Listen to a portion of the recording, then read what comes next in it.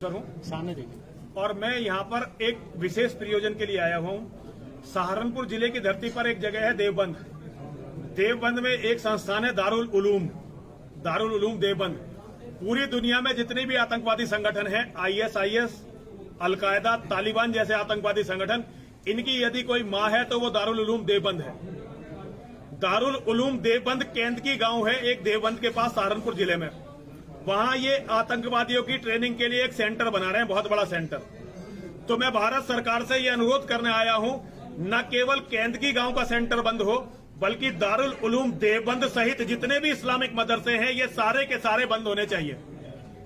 भारत की धरती पर एक भी इस्लामिक मदरसे की जरूरत नहीं है, एक भी इस्लामिक मदरसा नहीं होना चाहिए, क्योंकि वो जो पढ़ाते हैं वो कुरान और हदीस पढ़ाते हैं। और कुरान और हदीस हर मुसलमान को हम हिंदुओं के कत्ल का आदेश देती है। हम हिंदुओं के कत्ल का आदेश देती है कुरान और हदीस। तो भारत में किसी भी जगह कुरान और हदीस नहीं पढ़ाई जानी चाहिए। ये किताबें बैन होनी चाहिए, इस्लाम के मदरसे बैन होने चाहिए। और जो लोग इन षड्यंत्रों को कर रहे हैं, आतंकवादी षड्यंत्रों को, उनकी जांच होकर पूरी दुनिया के सामने उनकी सच्चाई आनी चाहिए। ऐसे लोग हमेशा के लिए जेल में बंद होने चाहिए। लेकिन दारुल की जो स्थापना हुई थी देश की आजादी, नहीं, झूठा प्रचार। नहीं, कभी आजादी में दारुल उलूम देवबंद का भारत की आजादी में कोई योगदान नहीं है। ये इनका झूठा प्रोपेगेंडा है। केवल भारत के विभाजन में उनका योगदान है। भारत से पाकिस्तान बनवाने में, बांग्लादेश बनवाने में दारुल उलूम देवबंद और अलीगढ़ का योगदान है। भारत की आजादी से मुसलमानों का कोई भी लेना देना नहीं है। वो केवल अंग्रेजों की दलाली कर रहे थे। आजादी की लड़ाई तो हिंदुओं ने लड़ी। ये तो झूठा प्रोपेगेंडा है, क्योंकि भारत में असल में क्या हुआ कि कांग्रेस को तमीज नहीं थी। गांधी और नेहरू मुसलमानों के और अंग्रेजों के दलाल थे।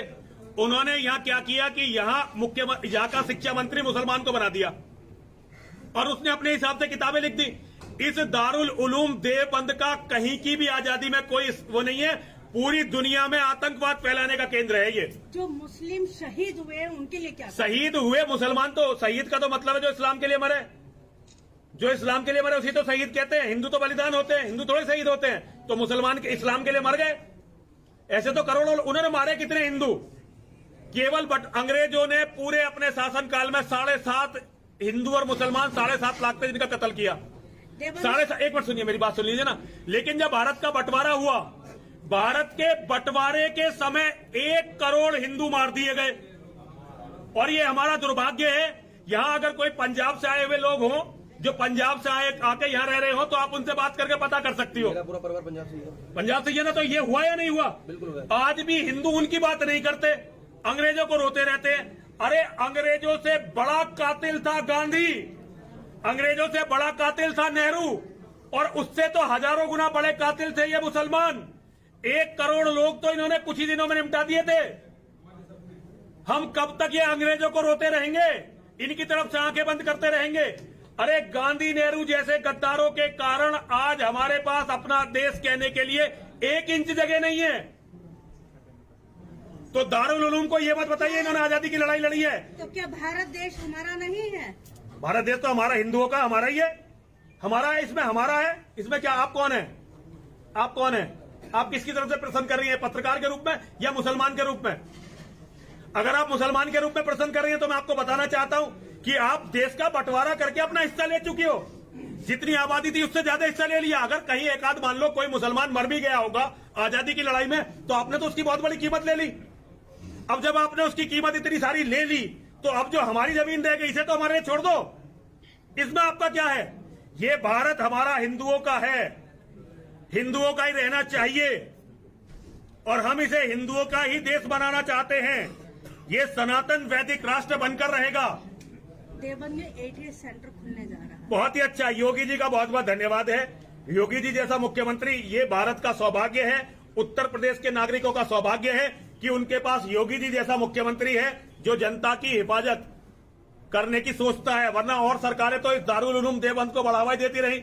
ये ATS का सेंटर बनाया इसलिए जा रहा है कि इन पे कुछ तो नकेल लगे, लेकिन ये काफी नहीं है। ये अच्छा कदम है, लेकिन ये काफी नहीं है। ये दारुल उलूम देवबंद तो बंद होना चाहिए और सारे मदरसे बंद होने चाहिए। मैं इसके लिए योगी जी को बहुत बहुत साधुवाद देता हूं, योगी जी को बहुत बहुत धन्यवाद देता हूं।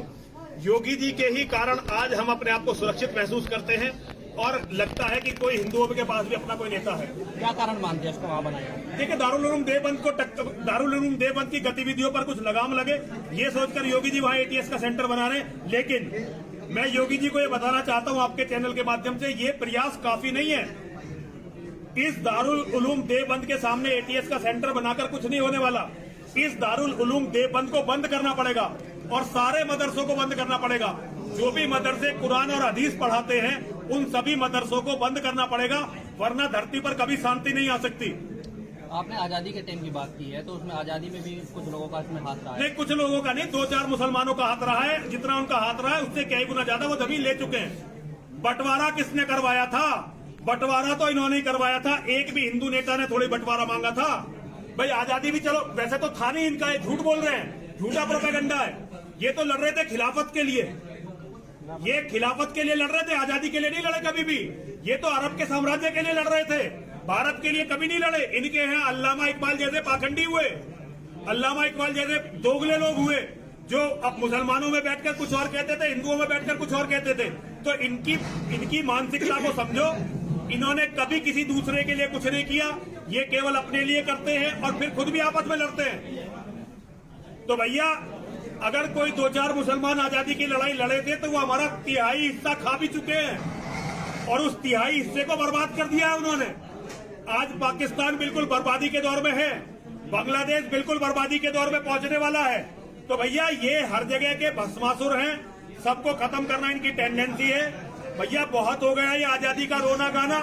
पूरी अंग्रेजों की गुलामी में 7.5 लाख हिंदू मारे गए थे, लेकिन विभाजन के समय इन्होंने 7.5 लाख हिंदू और मुसलमान मिलके होंगे, 2-4 मुसलमान भी उनमें होंगे, लेकिन विभाजन के समय 1 करोड़ हिंदू इन्होंने कत्ल कर दिए थे। 1 करोड़ हिंदू, उसकी भी कोई चर्चा कर लो।